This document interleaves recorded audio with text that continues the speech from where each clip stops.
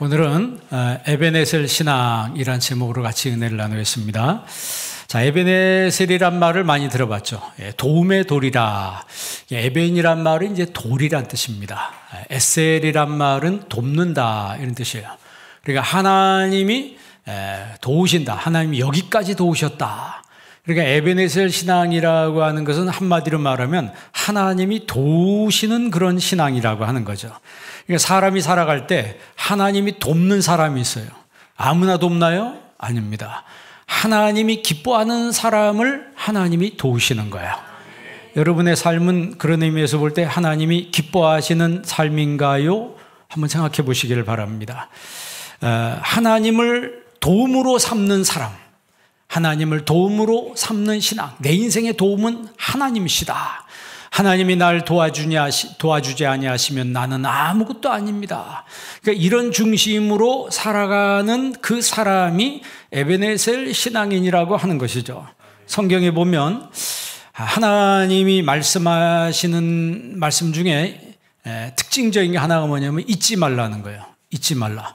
출애굽해서 홍해를 건널 때 홍해를 건너고 나서 잊지 말아라. 잊지 말아라. 너희가 애굽 땅에서 종살이했던 거 잊지 말아라.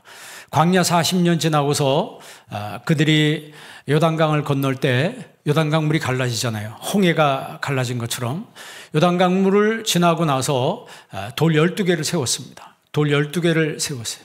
왜 이렇게 합니까? 그랬더니 후일에 내 자손이 묻거든. 후일에 내 자손들이 묻거든. 하나님이 이렇게 역사했다라고 하는 걸 기억하게 하라는 것이죠. 잊지 말라는 거예요. 바벨론에 종살이 했을 때 그 종살이 했던 것을 잊지 말아라. 그 독일에 의해서 유대인이 많은 사람이 학살을 당했습니다. 그래서 이 유대인들은 전 세계에다가 홀로코스트 박물관을 세웠어요. 이스라엘만 있는 것이 아니고 미국에도 유럽에도 여러 군데 홀로코스트 박물관을 세워서 유대인이면 유치원 때부터 거길 데리고 와서 시청각 교육을 시키는 거예요. 너희 조상들이 이렇게 고통을 당했다. 잊지 말아라. 잊지 말아라. 그러니까 그 교육의 핵심은 잊지 말라는 거예요. 그러니까 하나님께서 그들의 삶에 간섭하시고 그들의 삶을 붙잡으시고 결국 마침내는 하나님 도우신다는 사실을 잊지 말라는 것이죠. 성경의 위대한 인물들의 특징은 에베네셀 신앙이라고 하는 거예요. 하나님을 도움으로 삼는 사람. 오늘 우리가 사무엘상 봤는데 1장에 누구 얘기가 나옵니까? 한나 얘기가 나옵니다. 한나란 여인이 그 엘가나라고 하는 남자하고 사는데 또 다른 부인이 있죠. 분인나라고 하는 부인이 있어요. 근데 분인나는 아기를 낳는데 한나는 아기가 없어요. 이 분인나가 한나를 충동질합니다. 아이를 못 낳는 여자라고 충동질했을 때 한나가 하나님 앞에 기도합니다. 기도한 제목이 뭐예요? 하나님 나에게 아들을 주십시오. 하나님 나에게 아들을 주십시오. 우리가 이 땅에 살아갈 때 필요한 것을 구하는 거하고 똑같죠. 그죠? 하나님 나에게 뭐 이것이 없으면 이것 달라고, 저것이 없으면 저것 달라고. 그런데 하나가 차이점이 있어요. 그게 뭐냐면 하나님 나에게 주십시오. 하나님 나에게 아들을 주시면 이 아들을 하나님께 드리겠습니다. 이것이 다른 거예요. 보통 우리의 기도는 대부분 달라는 거 아니에요. 그냥 받고서 끝나는 거예요. 내가 받고서 주님에 대한 헌신의 고백이 이런 거 없습니다. 하나님 나에게 안전을 지켜주시고 하나님 내 자식 잘 되게 해주시고 내게 건강 주셔야 되고 내가 원하는 거 하나님 다 챙겨주셔야 되고 그런데 내가 하나님 앞에 하는 건 없어요. 그런데 한나의 기도는 다릅니다. 하나님 아들을 주십시오. 그리하면 내가 이 아들을 하나님께 도로 바치겠습니다. 누가 이렇게 기도할 수 있겠어요? 에베네셀 신앙이 바로 이런 기도를 할 수가 있는 거예요. 그래서 그는 하나님이 그 기뻐하시는 대로 아들을 낳게 됩니다. 그리고 약속대로 그 아들을 하나님께 바치죠. 그런데 하나님께서 거기서 끝나는 것이 아니고 아들 셋과 딸 둘을 그에게 더하여 주셨다고 했어요. 자, 그러면 한나가 낳은 아들이 누구예요? 사무엘이죠. 그 사무엘의 신앙도 에베네셀 신앙이에요. 사무엘이 누구 집에서 자랍니까? 엘리 집안에서 자라요. 근데 엘리는 제사장인데 그 집안이 정상적인 집안이 아니었습니다. 이 두 아들 홈리와 비느하스가 있는데 이 두 아들이 하나님 앞에 드려지는 제물을 자기들이 먼저 취하고 성범죄를 저지르고 이게 망나니 같은 행동을 합니다. 그랬을 때 이 사무엘이 요즘 사람들 그거 잘하잖아요. 뭐 머리 띠띠고 물러와라. 뭐 개혁을 해야 된다. 뭐 이런 슬로건을 내걸고 이 엘리의 집안에 대해서 자기가 반기를 들 수 있었지만 사무엘은 그렇게 하지 않았다는 거예요. 항의하거나 따지지 않았습니다. 묵묵히 하나님께 기도했어요. 이게 무슨 얘기냐면 영성이 무르익을 때는 그렇게 합니다. 영성이 무르익을 때는요, 함부로 행동하지 않습니다. 말도 함부로 하지 않습니다. 그는 지도자급으로, 다시 말하면 국가의 지도자급으로 성장하기까지 준비되던 그런 사람이었습니다. 결국 사무엘이 하지 않았지만 하나님이 그들을 심판하시죠. 하나님이 심판하세요. 엘리의 두 아들 홈리와 비낫은 전쟁에서 죽습니다. 그리고 두 아들이 전사했다는 소식을 들은 그 엘리 제사장은 의자에 앉아 있다가 뒤로 넘어져서 목이 부러져서 죽게 됩니다. 한 날 한 시간 다 죽어요. 여러분, 심판은 오직 하나님만이 하시는 거예요. 여기서 우리가 알 수 있는 것은 사무엘의 지혜가 여기서 묻어난다는 사실을 알 수 있어요. 굉장히 지혜로웠다는 거죠. 그 안에서 벌어지는 그 불의를 보고 가만히 있었겠습니까? 이거 이럴 수가 있냐? 개혁을 해야 된다. 이럴 수 있잖아요. 그런데 사무엘은 지혜로운 사람이었습니다. 하나님 앞에 기도한 사람이었습니다. 함부로 행동하지 않았습니다. 자, 4장에 와서 사무엘상 우리가 이제 1장부터 3장까지 봤어요. 그러면 4장에서 무슨 일이 벌어집니까? 이스라엘과 블레셋과의 전쟁이 벌어집니다. 아벡 전투가 벌어지는 거예요. 요즘 말로 말하면 이스라엘과 팔레스타인과의 전쟁이 벌어진 거예요. 근데 이 팔레스타인과의 전쟁에서 이스라엘 군이 4,000명이 사망합니다. 전사하게 돼요. 그러니까 이제 거의 막 정신이 나갔습니다. 전쟁에 패하니까. 그래서 무슨 짓을 했냐면 가서 법궤 가져와. 언약궤 가져와. 기도도 안 하고 하나님께 물어보지도 않고 법궤가 하나님 임재의 상징이니까 그거 가지고 와서 전쟁 최전선에 내세우면 하나님도 할 수 없이 이 전쟁에 참여하실 것이다 라고 생각했어요. 그래서 기도도 안 하고 하나님께 물어보지도 않고 그냥 법궤를 가지고 와서 전쟁의 최전선에 앞세우고 다시 싸웠어요. 그 결과 이스라엘의 3만 명의 군사가 사망합니다. 처참하게 패전을 하게 되는 거예요. 여러분, 우리가 신앙생활할 때 기도도 안 하면서 성경책 옆에 딱 끼고 내가 거룩하게 행동하면 하나님 거기 계신가요? 여러분, 하나님은 우리의 내면의 모습을 보시는 거죠. 우리가 신앙생활, 여러분 교회 다닌다고 항상 신앙이 좋은 건 아니죠. 교회 다녀도 예수님을 믿어야 진짜 신앙입니다. 그냥 리얼 크리스찬이야 이 말이에요. 당신은 Are you real Christian이라. 당신은 진짜 그리스도인인가? 가짜 그리스도인인가? 여러분, 진짜와 가짜는 나중에 갈라지게 돼 있습니다. 여러분은 천국 가는 신자입니까? 그렇습니까? 천국 갈 확신 있어요? 나중에 내가 죽은 다음에 천국 가는 거 믿으시냐 이 말이에요. 거기에 대한 확신이 없는 사람은 한번 고민을 해봐야 돼요. 내가 진짜 제대로 믿음 생활을 하는 건지 아니면 성경책만 끼고 왔다 갔다 하는 사람인지를 생각을 해봐야 되는 거예요. 제가 여러 번 얘기했지만 여러분 이 땅에서 오래 살 사람들이 아닙니다. 이 땅에서 영원히 살 사람도 아니고 언젠가 여기 다 떠나야 되는 사람들이에요.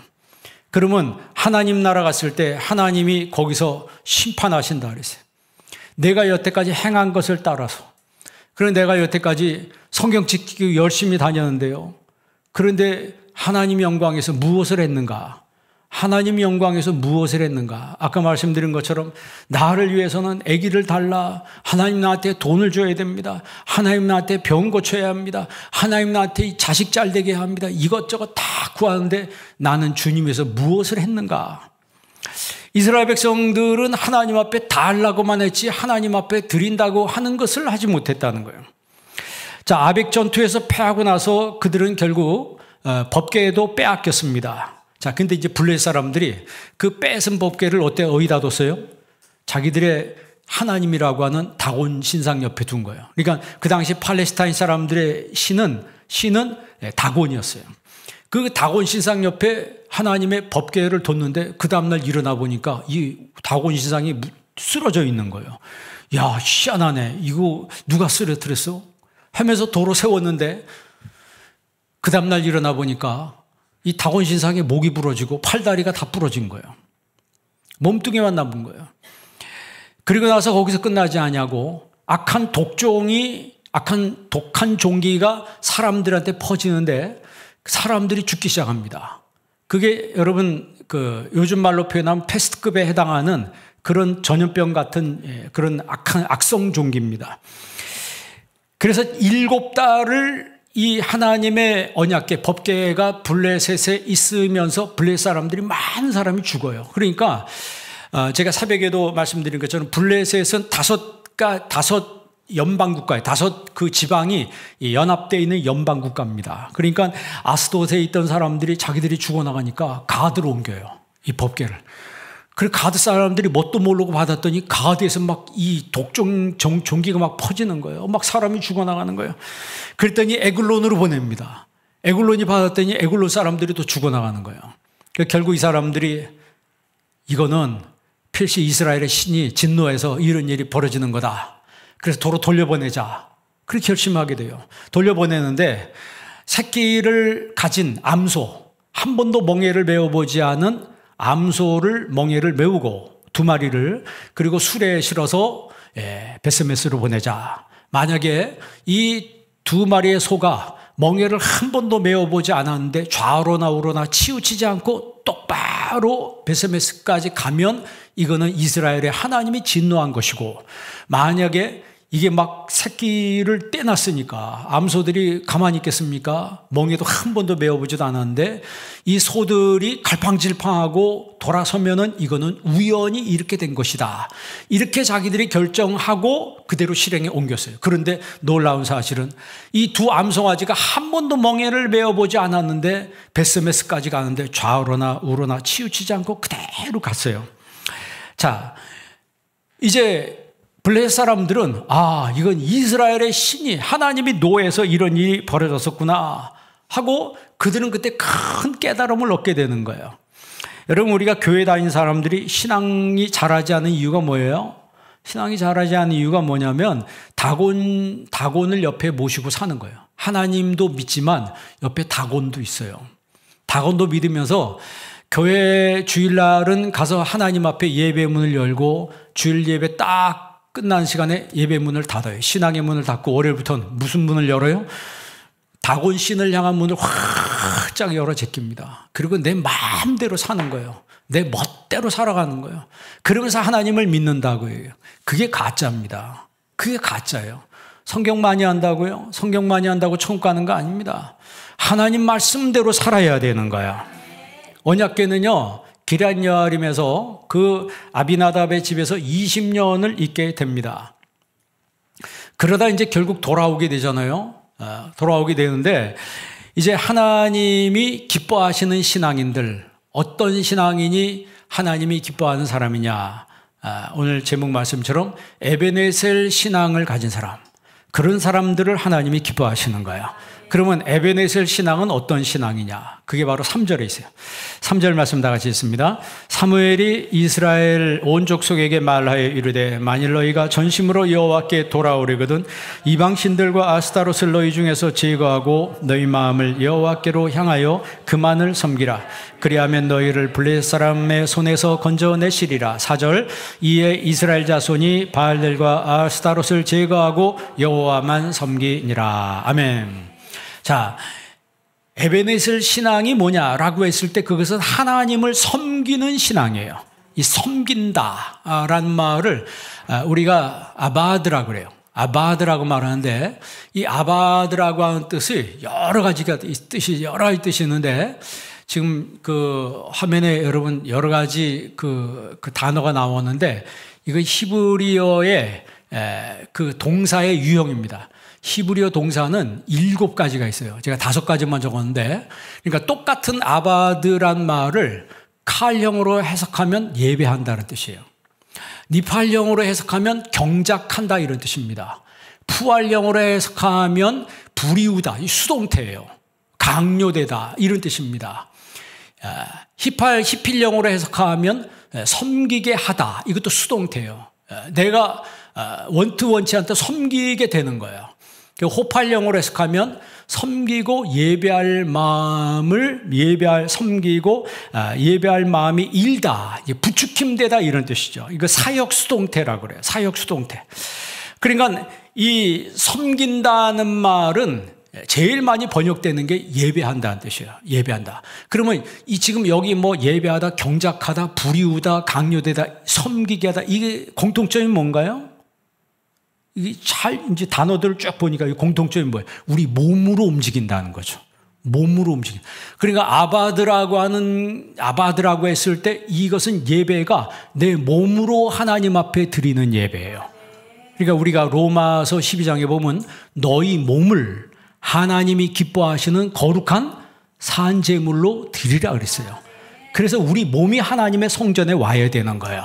내 몸이.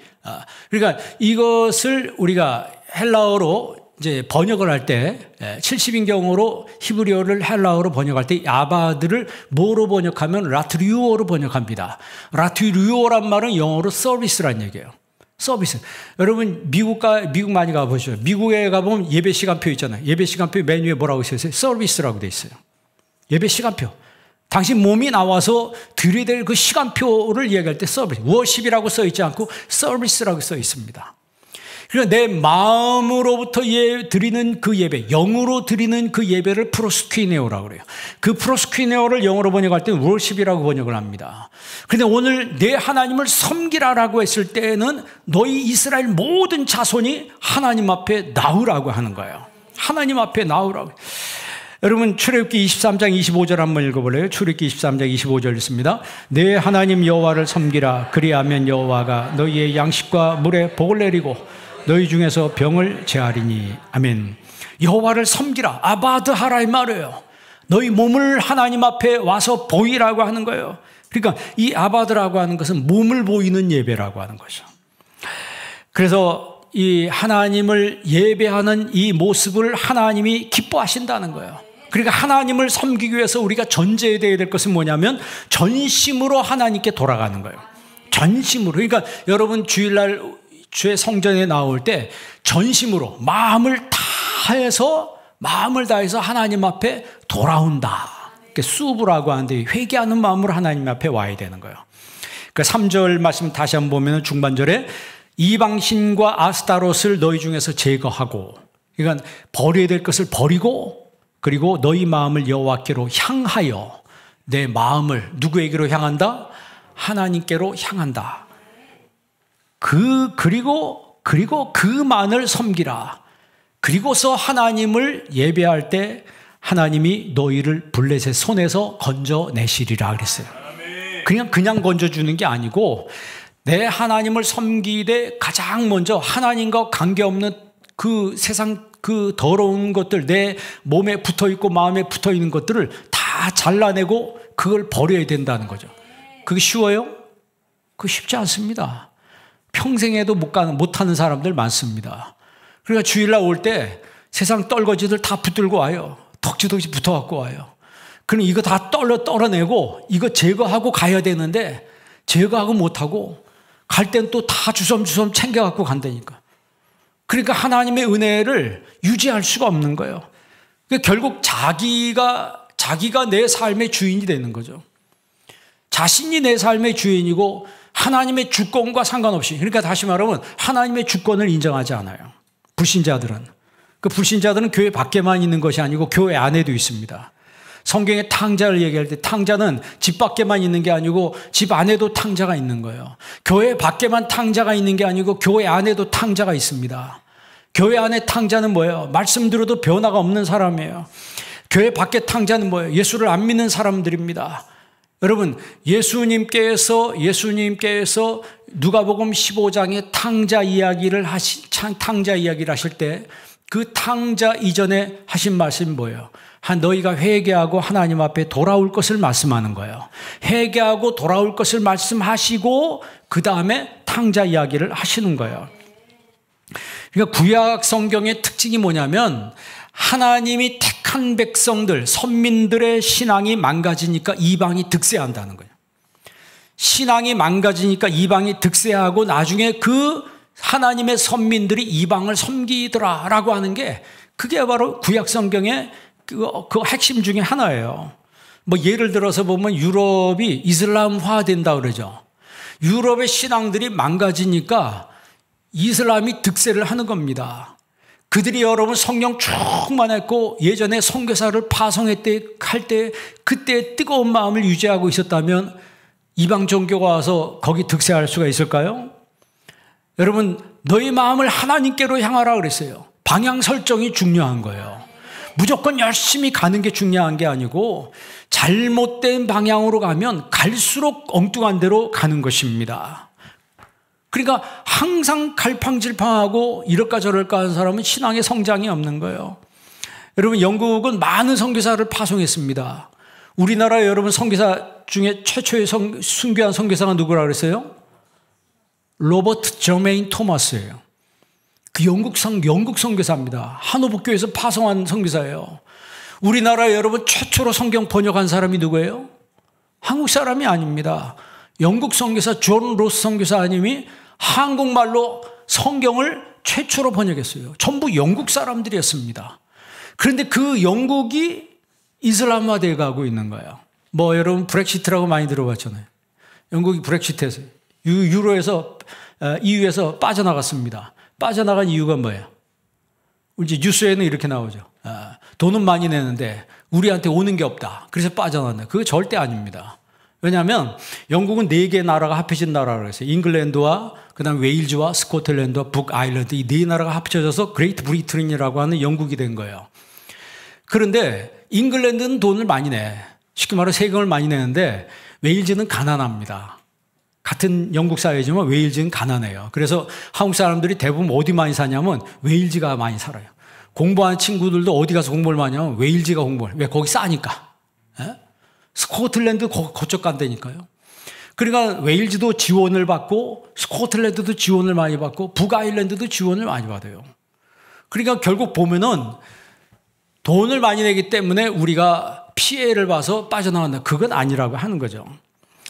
그리고 이 도네이션을 제일 많이 하는 나라가 뭐 독일이니까, 그다음 영국이니까 그 사람들 그 어떻게 보면 힘 때문에 우리가 소외감 때문에 그거 빠져나갔다. 그것도 아니에요. 결국 영국이 브렉시트라는 가장 큰 이유 중에 하나가 뭐냐면 무슬림 때문에 그렇습니다. 이슬람 때문에 그런 거예요. 난민들이 들어오는데 영국 사람들의 일자리가 줄어들고 그러고 인해서 이 영국 사람들이 역차별을 당한다. 그러니까 브렉시트한 가장 중요한 이유는 이슬람 때문입니다. 그 보리스 존슨이라고 하는 총리가 여러분 그 뭐라고 얘기했습니까? The Turks are coming이라고 했어요. The Turks are coming. 턱스가 뭐니? 터키 사람들을 턱스라고 말합니다. 그 턱스가 터키 사람들만 이야기하는 게 아니고 전 무슬림들을 대부분 통칭할 때 턱스라 이렇게 이야기를 하는 거예요. 그러니까 사실 유럽 사람들 문화하고 언어하고 종교가 무슬림하고 같아요, 달라요? 완전히 다릅니다. 그리고 이 무슬림은 어디 가든지 동화가 되지 않아요. 그러니까 대량의 난민들이 어디로 가냐면 유럽으로 갑니다. 잘 사니까. 자기들 훨씬 잘 사니까. 그러니까 기회를 찾기 위해서 유럽으로 가는데 유럽 사람들이 이 톨레랑스, 프랑스의 관용 정책에 따라서 많이 받아들이죠. 독일도 많이 받아들이고 영국, 프랑스도 많이 받아들이는데 유럽 이민의 98%가 무슬림이에요. 98%가. 그런데 이 사람들이 특징이 뭐냐면 다산입니다. 우리가 인구 통계학적으로 보면 사람이 잘 살면은 아기를 많이 낳지 않는다고 합니다.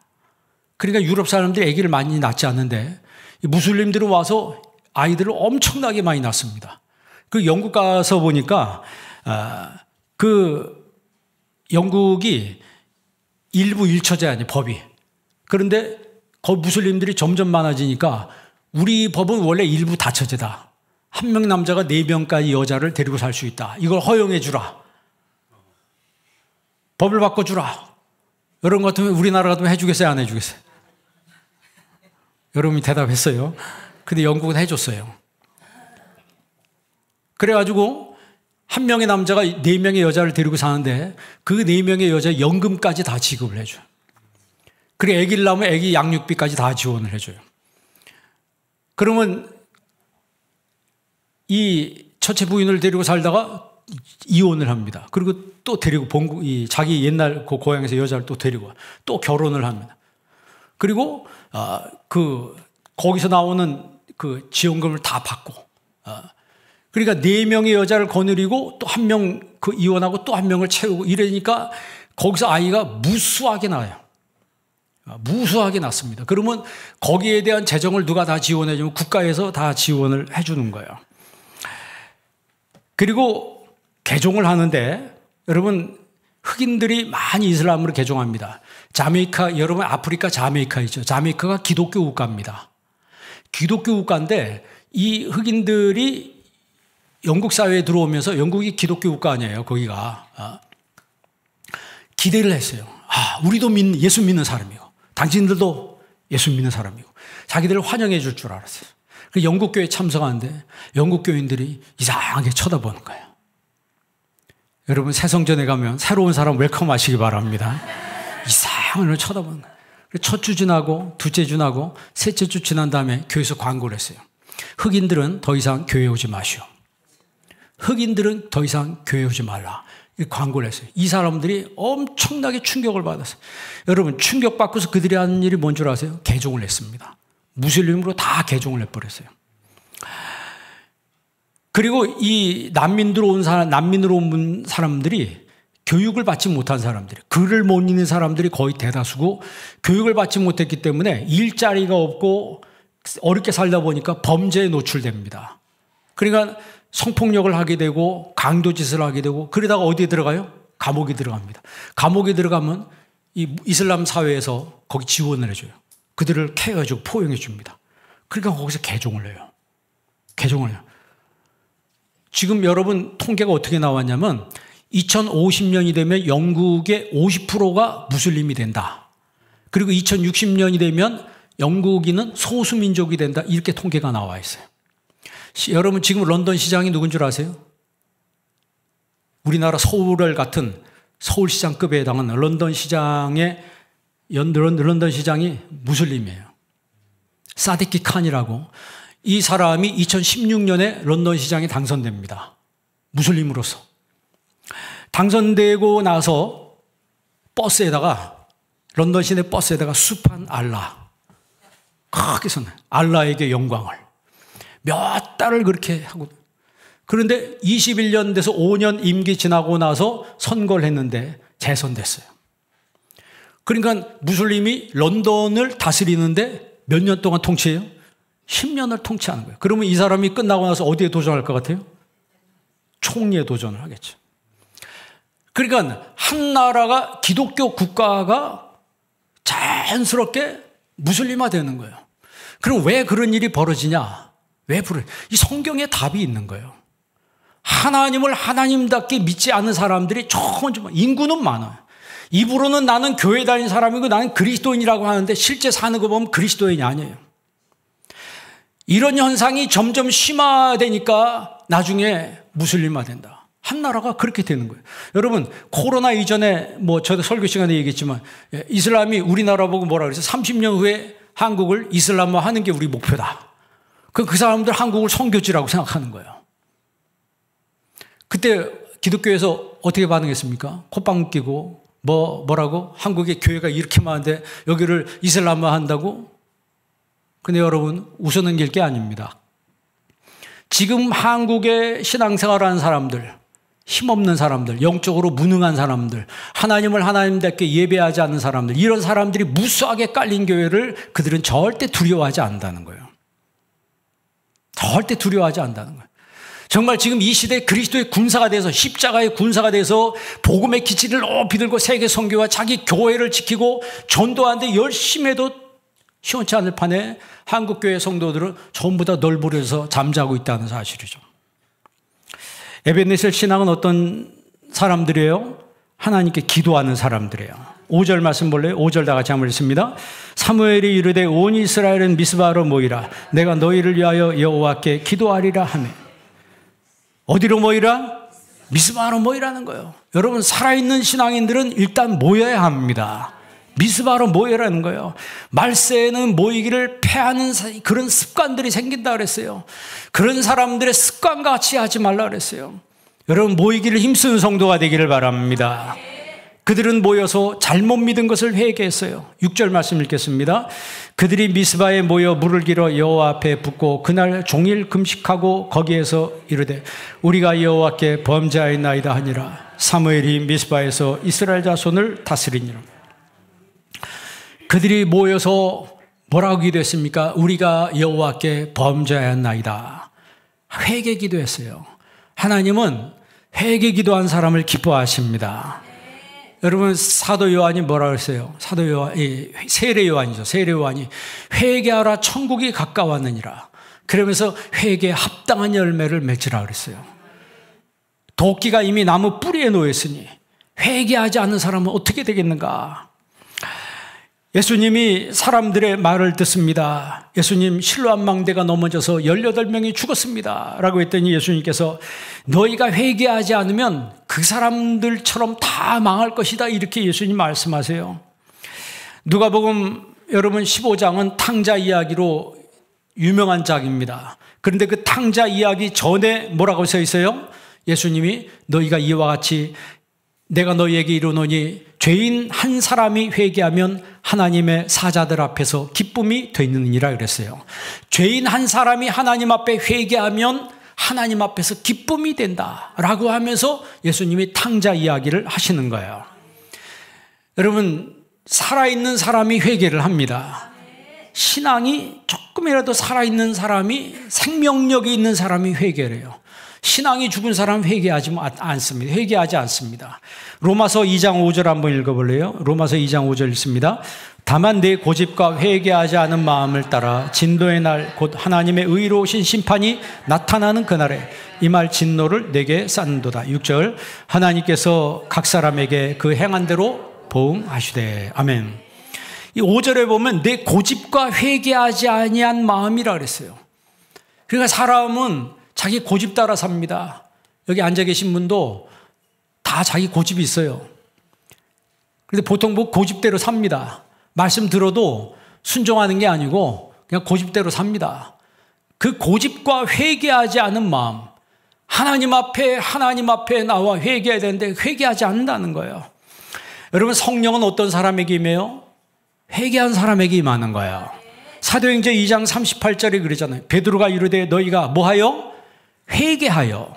너희가 회개하여 각각 예수 그리스도의 이름으로 세례를 받고 죄 사함을 받으라. 그리하면 성령의 선물을 받으리니 그랬어요. 그러니까 여러분, 성령의 선물, 성령은 언제 임하는 거예요? 회개할 때 임하는 거예요.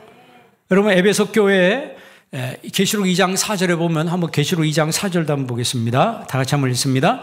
그러나 너를 책망할 것이 있나니 너의 처음 사랑을 버렸느니라. 5절 그러므로 어디서 떨어진 것을 생각하고 회개하여 처음 행위를 가지라. 만일 그리하지 아니하고 회개하지 아니하면 내가 가서 내 촛대를 그 자리에서 옮기리라. 아멘. 에베소 교회를 향한 말씀에서 책망한다는 거예요. 너를 책망하는데 너 첫사랑을 버렸다. 어디서 떨어졌는 것을 생각하고 회개해라. 그리고 처음 행위를 가지라라고 지금 요한계시록 성경의 마지막 책에서 간곡하게 우리에게 말씀하고 있습니다. 그리고 라우디게아 교회를 향해서도 말씀하십니다. 계시록 3장 19절 한번 읽어볼래요? 계시록 3장 19절입니다. 물은 내가 사랑하는 자를 책망하여 징계하노니 그러므로 내가 열심을 내라 회개하라 그랬어요. 그러니까 라우디게아 교회를 향해서도 하나님께서 책망하시는 거예요.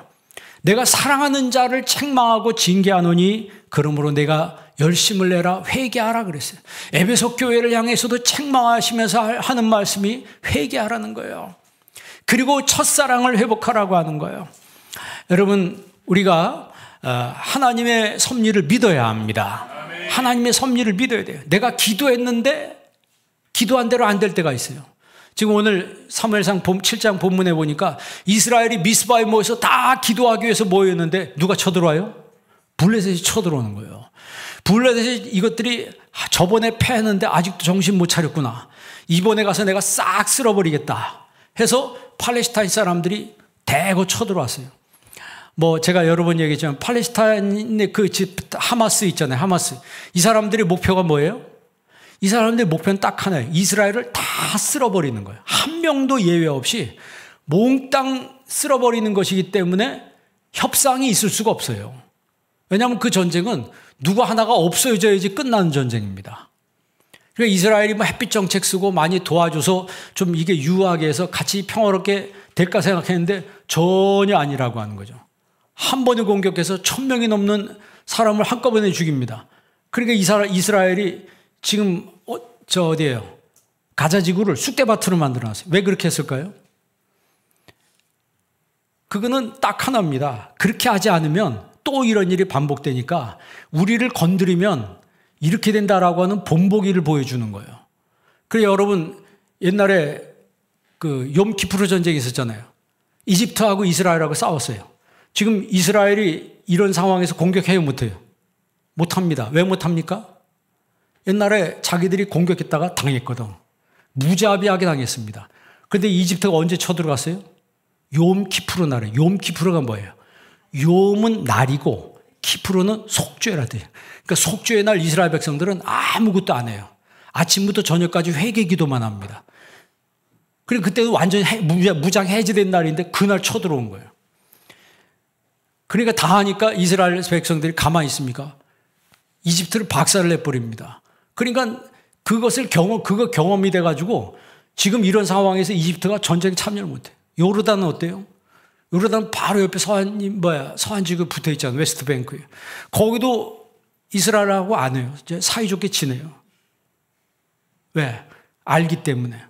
그럼 레바논은 어때요? 레바논은 기독교 국가였습니다. 근데 헤즈볼라가 있어서 그렇죠. 그런데 헤즈볼라가 이스라엘 공격함으로 인해서 이 이스라엘이 레바논의 사회 기반 시설을 다 붕괴시켜 버렸어요. 그러니까 그런 경험이 있기 때문에 국가적으로 건드리질 못하는 거예요. 그러니까 그런 본보기를 보인다는 거죠. 여기 지금 팔레스타인이 잔뜩 쳐들어옵니다. 이것들 한 자리에 모였으니까 다 쓸어버리겠다. 왔는데 이들이 모여서 하나님 앞에 기도하는 거예요. 기도하니까 하나님 뭘 보냈다고요? 하나님이 큰 우레를 발했다 그랬어요.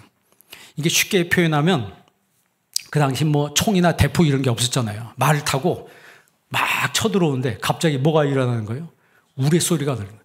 그러니까 지축이 흔들리고 큰 우레. 여러분 옛날에 천둥번개 치는 거 들어봤죠? 어떻게 칩니까? 전 지금도 기억나는데 짜작 짜자작 그 소리가 나요. 그래서 팍 소리가 나는데 이 쉽게 말하면 고막이 터지는 거죠. 고막이 터지고 가슴이 울리는. 그러니까 말이 그런 소리 들으면 이게 어디로 갑니까? 똑바로 가지 않고 엉뚱한 데로 그냥 쓰러지는 새버린 거예요. 군인들도 다 정신이 나가버리는 거예요.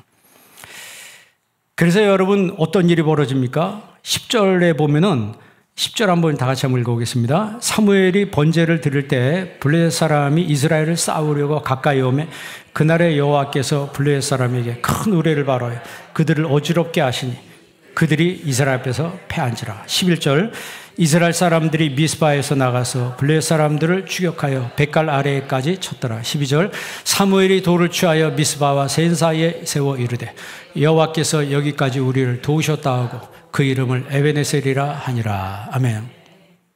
하나님이 어디까지 도우셨다? 여기까지 도우셨다. 뭘 취했다고요? 돌을 세웠어요. 왜 돌을 세운다고요? 잊지 않게 하기 위해서. 나무가 1000년 넘게 산다고 그러죠. 그런데 돌은요 2000년, 3000년 가도 그대로 있어요. 그래서 돌을 세운다는 의미는 잊지 않게 하는 거예요. 기억하라고 하는 거예요. 하나님이 여기까지 도우셨다라고 하는 사실을 잊지 말라고 하는 것이죠. 똑같이 여러분 하나님이 여러분 삶에 함께 하시고 도우신다는 사실을 잊지 않으시길 바랍니다. 자, 13절 읽어보겠습니다. 이에 블레셋 사람들이 굴복하여 다시는 이스라엘 지역 안에 들어오지 못하였으며 여호와의 손이 사무엘이 산 날 동안에 블레셋 사람을 막으시매. 아멘. 그러니까 에베네셀 신앙을 가진 사람들을 하나님이 보호하신다는 거죠. 하나님이 블레셋 사람을 막으심에 그들이 공격하는 걸 하나님이 막아주셨다라고 하는 것이죠. 사실 여러분 전쟁은 하나님께 속한 것이라고 했습니다. 그 블레셋 사람들에게 많은 것을 빼앗기고 살았어요. 법궤도 뺏기고 농사를 지면 가서 농산물도 뺏기고 다 뺏기는 삶을 살았습니다. 약 40년 동안 그런 절망의 삶을 살았는데 아무런 희망이 보이지 않았을 그때 그들이 하나님 앞에 모여서 기도할 때 하나님이 역사하시기를 시작하셨습니다. 그러니까 여러분, 우리 인생의 승리, 우리 인생의 소망은 하나님께 있음을 우리가 기억을 해야 합니다. 그러니까 에베네셀의 신앙인은 어떤 신앙이에요? 에베네셀의 신앙은 하나님을 섬기는 신앙이에요. 사무엘이 제일 먼저 이야기한 게 뭐예요? 우리가 모여서 하나님을 뭐하자? 섬기자라고 하는 거예요. 여러분, 신앙생활할 때 예배 중심으로 사시기를 바랍니다. 그리고 기도해야 된다는 거예요. 무슨 기도요? 회개 기도해야 되는 거예요. 회개 기도할 때 하나님이 역사하시는 거예요. 그리고 나서 하나님을 섬길 때 하나님께서 그들에게 다가오는 모든 적을 하나님이 다 막아주신다. 아멘. 하나님이 막아주셔서 결국 그들로 하여금 승리하게 하셨다라고 하는 거예요. 이런 에베네셀의 신앙이 오늘 여러분의 신앙이 되길 주의 이름으로 축원합니다. 기도하겠습니다. 하나님 아버지 감사합니다. 이 시간에 저희들에게 하나님 말씀을 주셨습니다.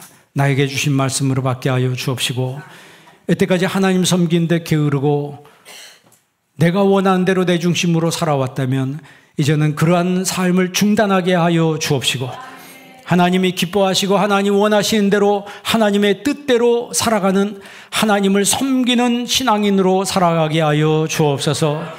회개하지 못한 것 회개할 수 있는 마음을 허락하여 주옵시고 아버지 하나님 앞에 기도함으로 말미암아 주님께서 저희들의 삶에 에베네셀의 은혜를 베풀어 주실 줄 믿습니다.